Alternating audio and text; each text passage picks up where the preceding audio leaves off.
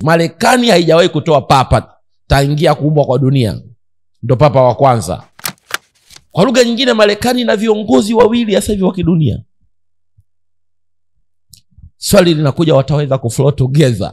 Ni swali gumu hilo ambalo kupata majibu you need a prophet. Rais mwenye haki ya kuwa mfalme wa mataifa duniani ni Donald Trump. Rais yoyote wa Marekani anapokalia kile kiti ni mfalme wa dunia. Ndio maana ameenda Qatar. Jamaa wamempa ndege Air Force One bure, zawadi ya bilioni ngapi? 400. Ni trilioni au bilioni?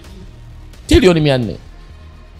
Sasa kuna jambo lipo katika ulimwengu wa roho, mtu wa Mungu, ambalo bado naendelea kulifuatilia. Kwa nini kiongozi wa kidunia katika serikali kwenye mwaka huu ametoka Marekani, na kiongozi wa kiroho wa kidunia papa ametoka Marekani?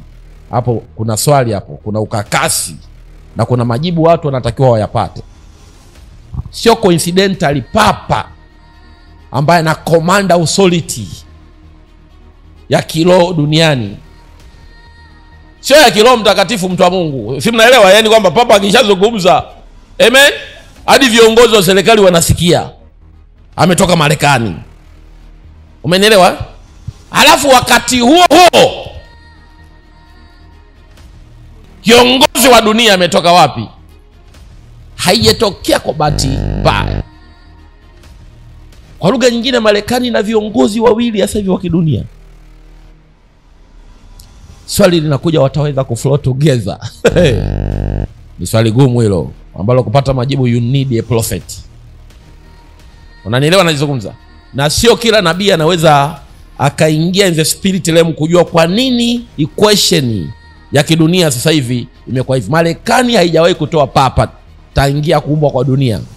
Ndio papa wa kwanza.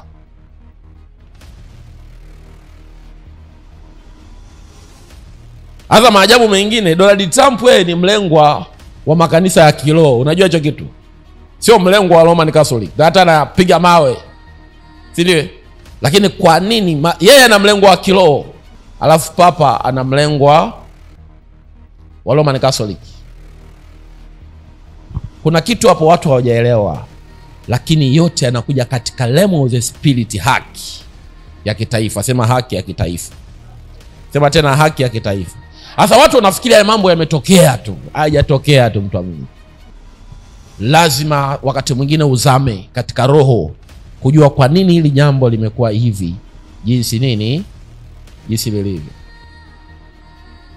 Linaweza likapelekea dunia katika mwelekeo mzuri. Umenielewa?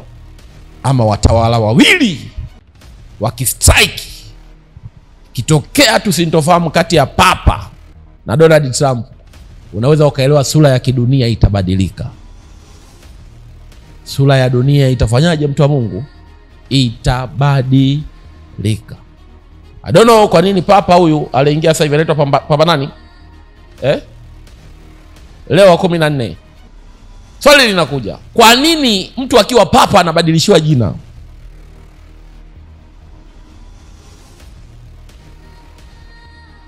Kabla hajawa papa hakuwa anaitwa Leo wa 14.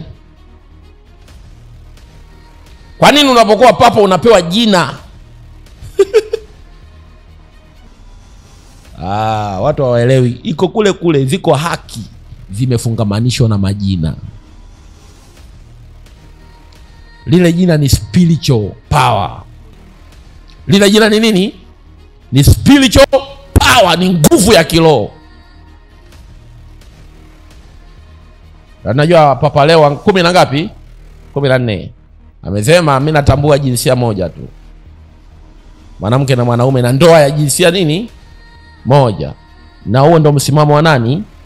Wa Donald Trump. You can understand now, dunia inaweza ikawa sharpened kwenye mwelekeo gani? Inarudi pale haki ya kitaifa. Sasa hiyo nilikuwa nazungumzia Marekani. Nazungumzia kardinali hapa, unanielewa? Nazungumzia, you understand? Amen? So inapokuja taifa letu la Tanzania, nalo lina haki ya kitaifa ndani ya East Africa Community, alafu lina haki nyingine, mtu wa Mungu, ndani ya Afrika.